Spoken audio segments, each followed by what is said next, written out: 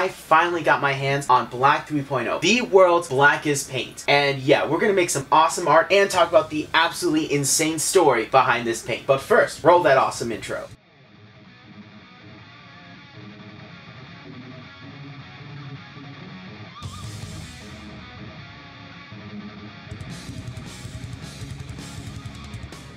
Alright guys, the story behind this paint is absolutely insane, and I'm going to give you the abridged version of it. Basically, in 2007, this company named C.H.A.M.B.E.R Nanosystems was able to create a material called Phanta Black. It was essentially designed for like space, satellites, and all a bunch of awesome cool science stuff, but what's so fascinating about this material is that it's a lab-grown, highly toxic, and expensive material to make, but it absorbs 99.96% of light. It just looks like something out of science fiction. It's absolutely amazing. The stuff is really expensive to make and toxic, like I mentioned, but that's where an interesting guy comes into the picture named C.H.A.M.B.E.R. Now this dude is actually an artist I've never heard of until I heard the story of this paint. Apparently in Chicago there's a giant bean sculpture that's just like a reflective shiny thing. He actually went to C.H.A.M.B.E.R Nanosystems and said, hey, I'm gonna give you money so that I could be the only person that can make art exclusively using this material. Now to be fair, these scientists are scientists. They're like, alright dude, you're gonna give us money, we'll let you do your art thing. It's really important to keep in mind that C.H.A.M.B.E.R didn't do anything illegal. He just did what we call a no-bueno move, and a lot of artists in the art community were really ticked off, except for me who found out about this months later. But one artist by the name of C.H.A.M.B.E.R took it more personal than all of us and went out to retaliate against C.H.A.M.B.E.R, creating the world's pinkest pink paint. This paint is insanely pink, and in the clause of the paint that if you were to buy it, it specifically states that you cannot be associated with C.H.A.M.B.E.R, you cannot be a C.H.A.M.B.E.R yourself, and you cannot buy it with the intention of giving it to a C.H.A.M.B.E.R. So when C.H.A.M.B.E.R actually found out about this, he then put on his Twitter a picture of him flipping off Stewart with his own product. Dude was half-fingered into that pink paint. So C.H.A.M.B.E.R did what he does best and be super petty and created Black 3.0. Black 3.0 is non-toxic and is super cheap. This nice size bottle cost me $21.99 on his store. Now the sad thing is that at the end of the day, this entire war was actually for nothing, as apparently in 2019, MIT teamed up with an actual artist by the name of Demos Tree, who created a new material that can absorb 99.996% of all light. That's more than this paint and Phanta Black. At the end of the day, we have a really awesome black paint that I can't wait to test, and I'm sure I bored you guys with a history lesson. So now, let's go on to testing. Black 3.0 comes in this beautiful, sleek little tube. It's minimalistic, but perfect.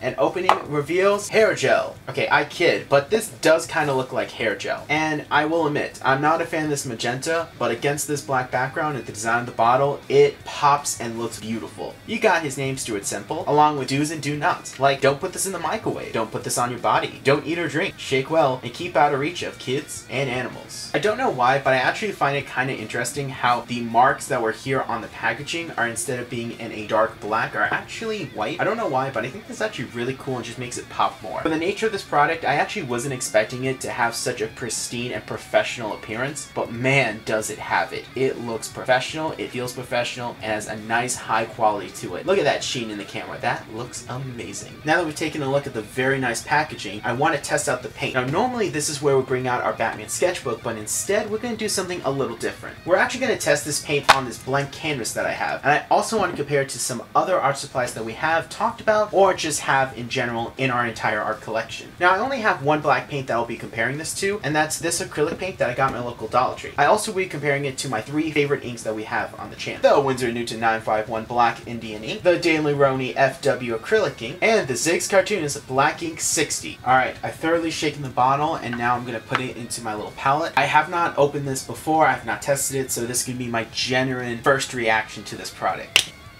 Okay, it does look like normal paint, just quite a bit darker. I mean, it's really absorbing the light. There's a little bit of reflection right here, but I have this new light directly shining, so that's worth noting. Let's grab our canvas and give it a quick test. I did get a brand new brush just for this paint, so you know I'm excited. That is crazy, and you can't even see that. It's all blurry. Dude. That is absolutely insane. It's just like, it's like a black hole. That is insane. So what we're gonna do, I'm gonna finish kind of painting this little splotch, and what I'm gonna do is we're going to splotch the other ones that we have and compare it with its darkness. And then after that, I wanna do a direct comparison by actually taking a laser pointer and shining it on the white of the canvas, and then shining it on the black of the actual Black 3.0. And of course do that with the rest of the paints and inks that we have. That way we could see how much light it actually actually absorbs, because I'm really curious about that. After giving this way more time than it needed to dry, I am blown away. On camera, it does look really cool, but in person, it's just insane. It literally looks like I photoshopped this, but it's real. I can touch, I can interact with it. I am blown away. And when we compare it to our swatches, it really does stand out. You know, I knew our cheap acrylic Dollar Tree paint wasn't gonna do much. Yeah, you could see streaks, you could see the texture of the canvas, and that's why I chose this instead of my normal Bristol board, because this has a really nice texture to it that would show through, and it shows through on all of our actual swatches except for Black 3.0. There is a small spot right here where I am able to see a little bit of the actual canvas's texture. However, I think that's just because it's a thinner layer of paint and not actually because the paint is bad. Like, this is really good. And I actually thought that the FW paint would be the closest match for Black 3.0, simply because, well, they're both made with acrylic. And that's not the case. It's actually the closest one is Winsor and Newton. And even then, when I shine the light on it, you could easily see some of the textures. Obviously not as much as the FW and nowhere near Black 3.0, but seriously, I am just blown away. And one thing that's really cool is that it is very similar to charcoal. However, charcoal, as you can see with my finger here, it's messy. You actually get a really bad dust with it, and it's not a fun medium. I mean, I've worked with it, but it's not the best. However, with Black 3.0, I'm going to use this finger right here.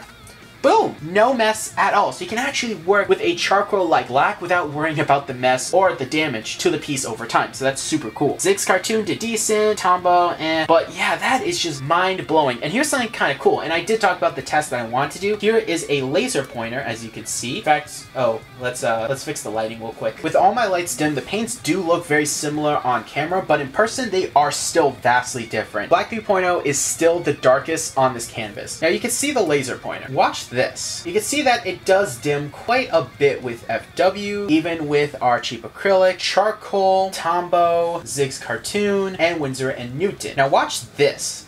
This is cool. You can see that it's quite a lot dimmer on the actual Black 3.0 than it is with the others. Like, that is insane. It's definitely absorbing a lot more light. Now on camera, they do look fairly similar, but I have to say in person, it is quite a dramatic difference. I am really blown away by it. One other test that I really want to do with this paint is pretty simple, but I think it'll be really fun and highlights just how cool and insane this paint is. And that's painting a small 3D object. Now the object I'm going to paint is this little block of foam that I sculpted last night. It's had plenty of time to dry and still a little squishy. I'm going to paint this whole entire thing with Black 3.0 because I want to see how this would react with a 3D object. I do know how it should react. I've seen the pictures and I've seen the videos, but I want to try it for myself. Alright guys, here's our foam block, and this is impressive. Like, keep in mind, I can see a little bit of the edges, especially on camera, but in person, it looks like charcoal. It's insane. So much so my camera's actually having trouble focusing on it. I know what you're thinking. This isn't that impressive. You could tell the edges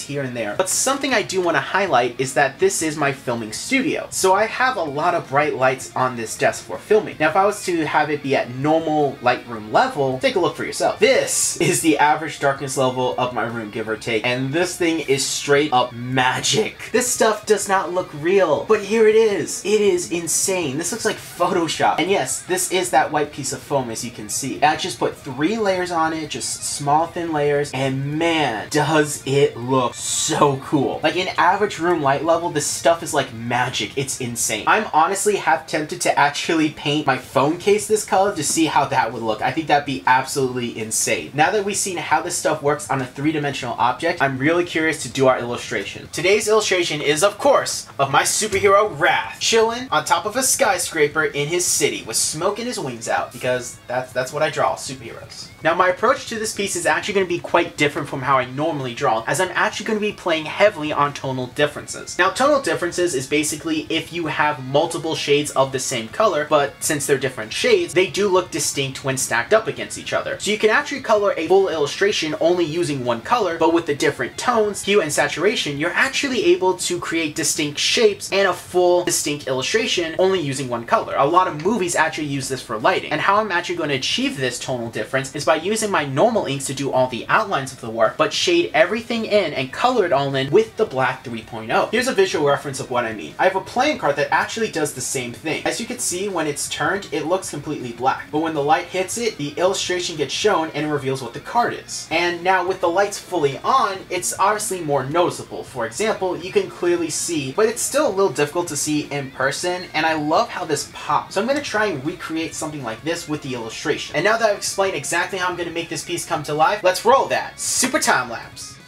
Inking this piece was a lot of fun. I started out with these new Suguru pens that I bought, which I quickly learned had some dry tips, which really sucked, but I powered through it and got it done. C.H.A.M.B.E.R also came clutch touching in these areas too, which was really nice. I made sure to keep my line art simple, clean, and thick, as I wanted to actually fill in everything with paint, but quickly learned that wouldn't be a good idea and my lines would be lost. So I decided to actually just ink most of the background with it and then have selected areas be highlighted by other inks, playing with the tolerances that I talked about earlier, but more in a direct way. With this change though, I feel like the piece didn't suffer at all, and it came out really nice. And here's the fun fact for you. The city that Wrath takes place in is a fictional city inspired by Pittsburgh and Miami. The city is basically a giant steel refinery complex, and that's why there's actually smoke everywhere when you see Wrath around, because it's always spewing out smoke from refining steel. Painting this piece was incredibly enjoyable, though it did take me a bit to get into the rhythm of it, as the paint was much thicker than the inks I'm used to using with brushes. But after that, I got into the rhythm and really enjoyed it. It was very relaxing, but extremely time consuming. This piece did take over 3 hours to do, but I enjoyed every minute of it. I was even able to actually listen to some podcasts while I was working, which was super nice, and I'm just going to give a quick shout out to the Dead Meat podcast. Now that my love for Dead Meat has been well established, this entire piece was very fun to ink. I went back to the actual swatches that we made earlier to figure out which inks would actually complement this piece best. I decided to have C.H.A.M.B.E.R and Suguru be the outlines and specific highlights, mostly just the white on Wrath's costume. Then I went with Winsor Newton, which was definitely more of a shiny ink, and had that be the reds on Wrath's costume, and then the black and everything else would actually be filled in with the acrylic FW ink. Now, if I was to redo this piece, I would actually switch it. Have the darker pieces actually be the Winsor Newton one, and then have the red be the FW. But we live and learn, and if I was to remake this piece, I would definitely do that. The only downside to the paint, besides having to get used to it because it was much thicker than the normal inks I used, is that once in a while I noticed that when I was painting with it, there were a few areas that were a little thinner than others, and I had to go back and touch them up quite a few times. Overall, the huge amount of time this piece took me to do was well worth it, as I love how it came out. But that's enough of me talking about how I made it. Let's take a look at how it looks all completed.